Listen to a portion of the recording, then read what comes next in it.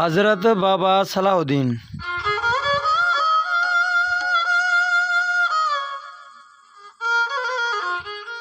बाबा सलाहुद्दीन 1902 ईस्वी 1320 हिजरी धारे चित्राल में जाओ।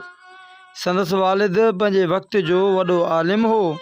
बाबा सलाहुद्दीन इस्लामिया स्कूल पेशावर मां मैट्रिक जो इम्तिहान पास कयो।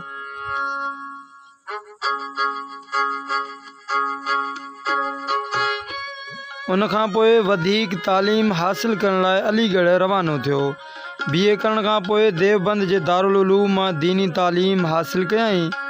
हिक मरहले ते तारक थी झंग वसायई, जिते कुदरती निज़ारनि जे मुशाहिदे में मशगूल रहियो।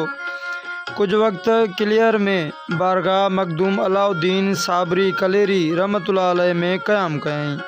पोइ अजमेर शरीफ में ख्वाजा मुईनुद्दीन चिश्ती गरीब नवाज़ जे आस्थाने ते रहियो।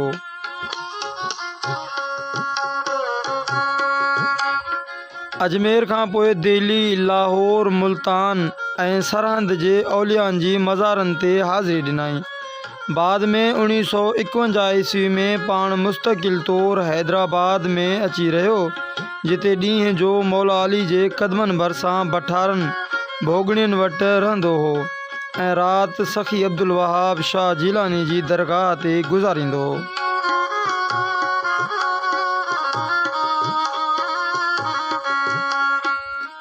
11 जुलाई खां 13 जुलाई 1963 ईस्वी ताईं सेवण में लाल शहबाज कलंदर जी मज़ार ते क़याम कयई। इएं सफ़र ऐं हिज़र में ज़िंदगी जा ॾिहाड़ा गुज़ारींदे 20 सफ़र 1383 हिजरी मुताबिक़ 13 जुलाई 1963 ईस्वी ते कलंदर शहबाज जी मज़ार ते वफ़ात कयई।